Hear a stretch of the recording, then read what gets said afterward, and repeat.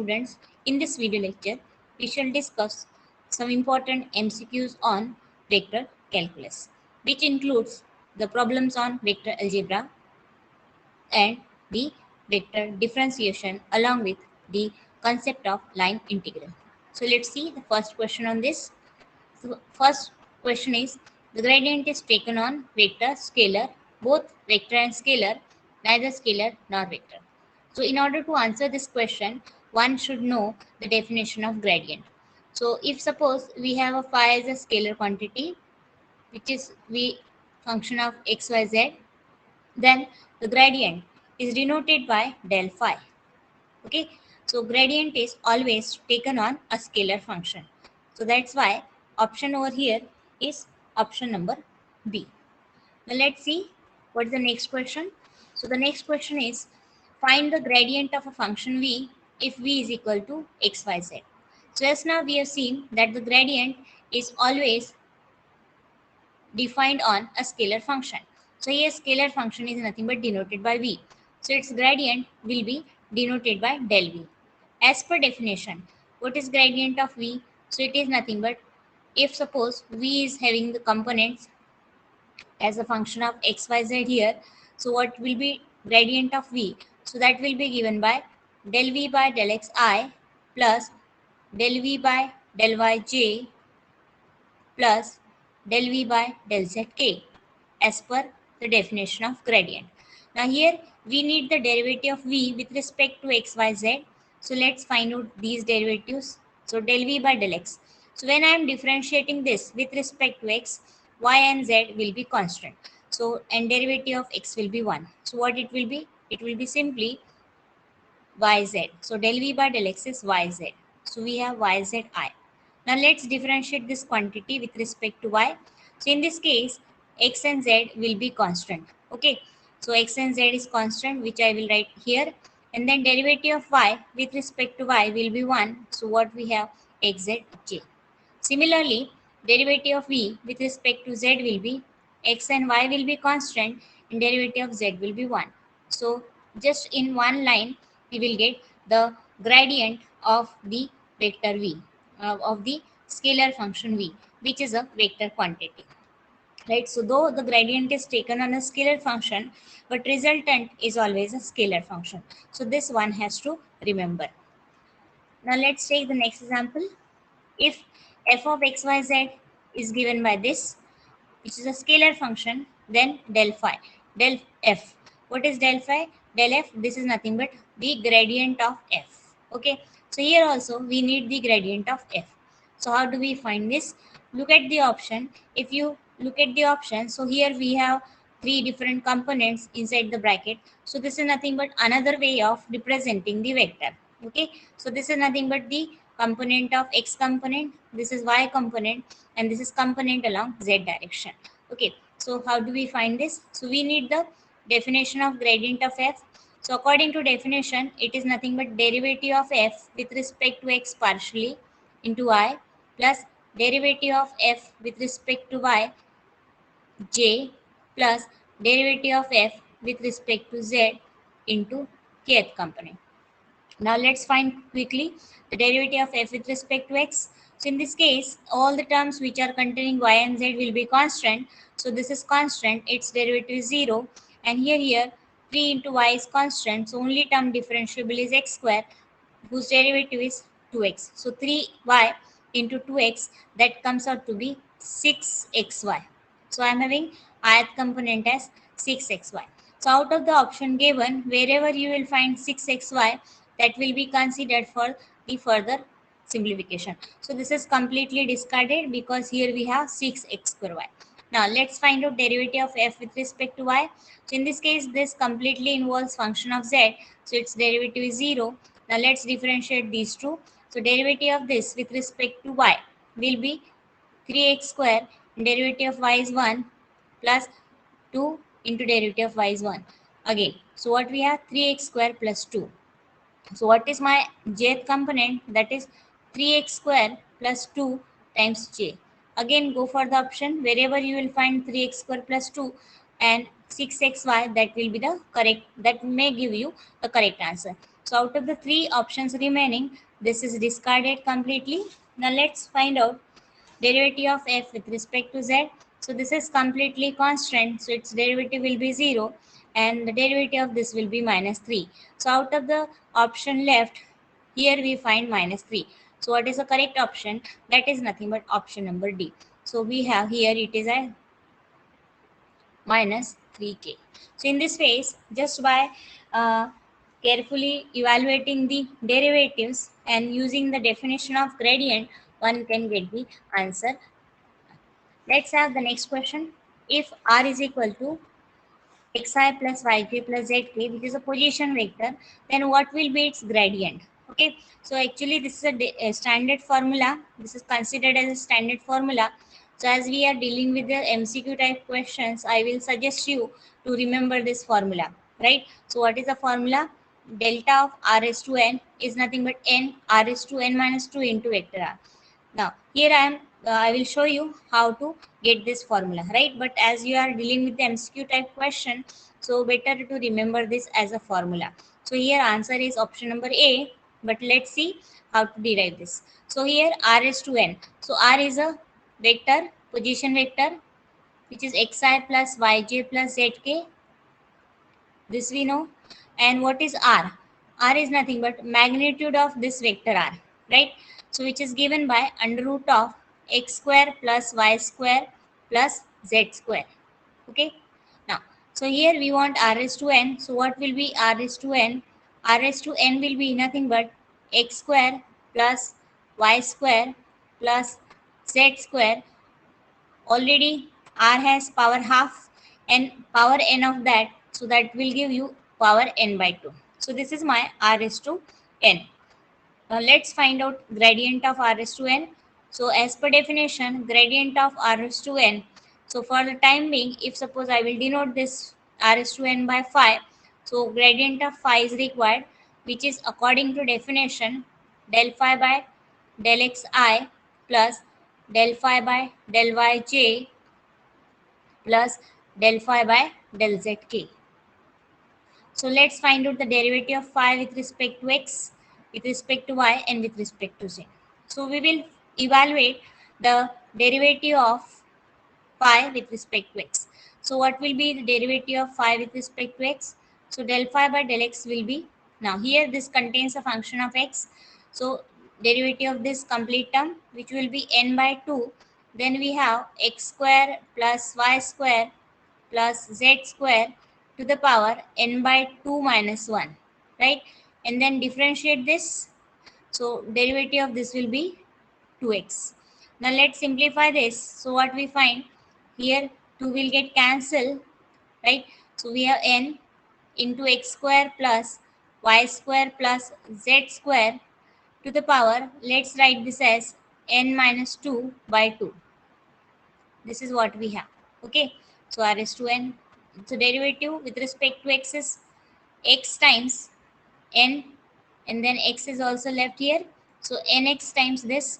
On the same line, we will have derivative of phi with respect to y. That will be yn, then x square plus y square plus z square to the power n by 2 minus 1, that is n minus 2 by 2, and del phi by del z have small change in place of y. Now what I will have z. So it is Zn x square plus y square plus z square to the power n minus 2 by 2. Now putting all these values over here in equation number 1, so what we find, the gradient of phi is equal to, so here you can find in these derivatives n into x square plus y square plus z square to the power n minus 2 by 2 is common, right? Here what is left? When I'll substitute the value xi, here it is yj, and here it is zk. Okay, so which is nothing but equal to what we have? It is equal to n. Now look at this. If I write this in terms of r, so if capital R, this is r, which is a magnitude of vector r, is under root of x square plus y square plus z square. So what will be this? So this will be nothing but written as n, then r to the power half is this x square plus y square plus z square to the power half is replaced by the r, and then what is left here, power n minus 2, and this is nothing but vector r. So in this way we have the value of gradient phi, which is nothing but r raised to n, as n r to the power n minus 2 into vector r. Okay, now let's see the next question. If vector A is this, then which of the following is correct? So here, if you look at the choices given, so it is asked about the solenoidal irrotational vectors, right? So you have to check whether it is solenoidal. And remember one thing, any vector which is solenoidal cannot be irrotational at the same time, right? It will be either solenoidal or it will be a irrotational, right? So we will have to just check this for solenoidal and irrotational. So let's see the definition of solenoidal. What do we mean by solenoidal vector? So if A is a vector given, so if I'll take the dot product of this with a vector differential operator, and if we get it as 0, then it is called as a solenoidal. So if del dot A is 0, it means vector A is solenoidal. Okay, so what we have to do here, I have to just take the dot product of vector A with respect, right, and check whether it comes out to be 0 or not. So del dot vector A, what is that? So that is nothing but del x of the ith component of this. So what it will be, 6xy plus z square plus del y of jth component of this, so that is 3x square minus z, then plus kth component of with respect to z, right? Differentiating kth component with respect to z. So it is 3x z square, right? Now, so this is nothing but del dot A. Okay, now find out this. So what it will be? Derivative with respect to x will be 6y. Here derivative with respect to y will be 0. Derivative with respect to z will be what? 3x constant. Derivative of z square will be 2z. So what I will have? I will have 6xz. So it is not equal to 0. So vector is not solenoidal. So let's see whether it is irrotational or not. What I said, that if any vector is solenoidal, at the same time it won't be a irrotational, right? It may be possible that given vector is neither solenoidal nor irrotational. So let's check this for irrotational. So what is mean by irrotational? So irrotational means when we have the cross product of this vector with a differential operator 0. That is what del cross A is equal to 0.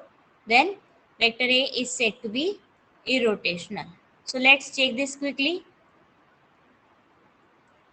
So del cross A we will find out. How do we find this? So it is determinant of ijk, then component of delta, so it is del x, del y, del z, and then component of A, right? So ith component is 6xy plus z cube, jth component is 3x square minus z, and kth component is 3x z square minus y. Now, if you solve this determinant, you will get this as 0. So, therefore, the vector is nothing but a irrotational. So, correct answer over here is the vector is irrotational. Now, let's see the next question. Which of the following is not correct? So, here various options related to the vector A, B, and C with the dot, cross product, or the different properties have been used. So, we know that this is a dot product, scalar product, and scalar product is commutative. So this is this depicts the commutative property of the dot product. Okay, so this is correct. We have to identify which one is not correct. Right, now if you look at the second option, so it is nothing but the distributive property. Here vector A is getting distributed with vector B and C, right? With vector B and C. So therefore this is nothing but a correct one, right? Now let's have the next one, A dot B, then here it is A dot C. So this is a dot C. So this is a correct option. This represents a distributive property of the dot product. Okay, now let's have the next one. What we have here, A cross B, a vector product is equal to what it's written, B cross A. So we know very well that vector product is non-commutative, right? It's non-commutative, so this is completely wrong. So not correct. So therefore, as per the requirement, we have to identify which one is not correct, is our correct option. So that's why option number C, right? Here also, this is a distributive property of the what, vector product. Okay, A cross B plus A cross C. Now let's have the next one. What it is required here, it is box product of three different vectors. So here we have to simplify the box product of these three. So let's write first in a dot and cross notation, so that it will be easier for us to simplify. So I will write it as A plus B. This is my one vector. I will write dot, and then I will take the cross product of remaining two. Better to write this sign. Okay. Now, so this we will write as what we will do here. So here we find the scalar triple product of three different vectors, where the each vector itself have the three different components, right? Three different vectors in it involved, right? So how to simplify this? So for this, we will just make use of the uh, properties of the dot and cross product as well as the various things. So how do we do this? So what we will do, see here we have a cross product. So we will first simplify this. So it is B plus, so just apply distributive property. So we'll write B cross C plus B cross A, right? Then plus C cross C, distributing C to C and A, plus C cross A. This is what we have. Distribution is done. Now, here cross product of similar vector is there. So we know that if in a cross product vector is same, it comes out to be 0. So this is 0, right? So we have A plus B dot. Now let's have the remaining things. So it's B cross C plus B cross A plus C cross A. Now what we will do, now we will distribute this A and B with a dot product to these terms. So what we have, A dot B cross C, I am distributing A, then A dot B cross A, then plus A dot C cross A, right? Now let's distribute B. So B dot, carefully write all the vectors in a proper order, then B dot B cross A plus B dot C cross A. If you find here the products, here we have dot and cross. So this is nothing but a scalar triple product. And we have the property of scalar triple product that if any two vectors are same, then it becomes 0. So here all these are different. So I can write it in box notation. So it's A, B, C. Here two vectors are same. Vector A is repeated, so it's 0. Here also A is repeated, so 0. This also repetition of B, so 0. Here also B. Now here different one, so we will write it as B, C, A. Now, if we can rotate this cyclically, right? So there will not be any change in notation, the sign of the box product. So we will rotate this anti-clockwise. So A, B, C. So what we have? So it is A, B, C. Here also A, B, C. So this results to twice the the scalar triple product of ABC. So therefore, answer over here is correct, is option number B. So in this way, one can just by making use of distributive properties of notation and property of scalar triple product, can get the correct answer. Now, the vector A cross B, C cross D, like this. So here, what you have to find out? So here you have to find out in each. This is a vector product of four vectors, right? The result will be a vector quantity, and here we have four vectors. So it is a vector product of four vectors. And so how will you identify what it results into? So see here uh, one way is either simplified by using the set of formulae known to us for simplifying the vector triple product, or another way is just making use of the simple logic which I am applying here. Is that if you see that here vector A is retaining its position, it is in the first position, here also first, here also first. So in each of the vectors, the vector A is remaining as it is, whereas other vectors are changing their position, right? So therefore, the answer would be parallel to vector A, right? So this results into parallel to certain vector. So here it is parallel to vector A, right?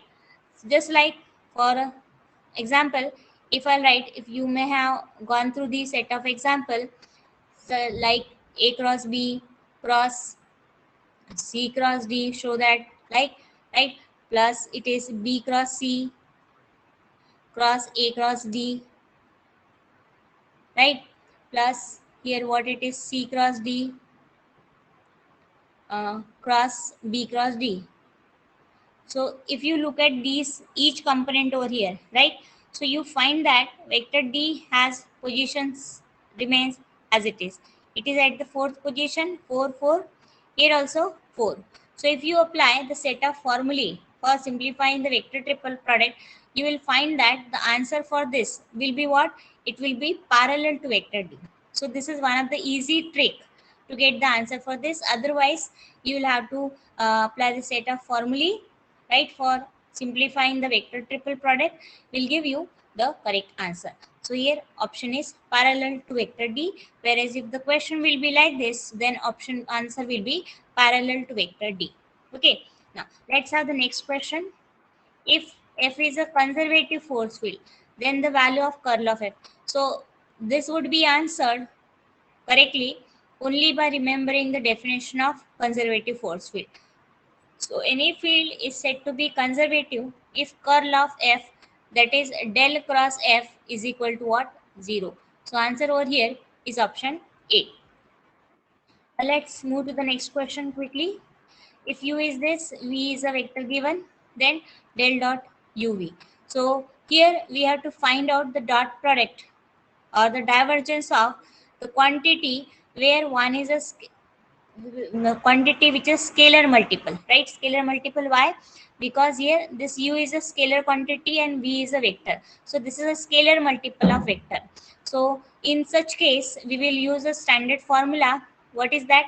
That del dot phi A, right? That the divergence of the scalar multiplication of vector is given by, so it is given by del phi dot A plus phi times del dot A. So just by making use of this formula, we will get the answer for this particular question. So here in this example, what is our phi? Phi is nothing but U, and vector A is nothing but a vector V. Okay, so find out these quantities. Let's find out del dot vector A. So what is del dot vector A? So del dot V we need to find. So here del dot vector A is nothing but same as del dot vector V, and if you look at the vector V, it is nothing but a position vector. What is that? Vector R, right?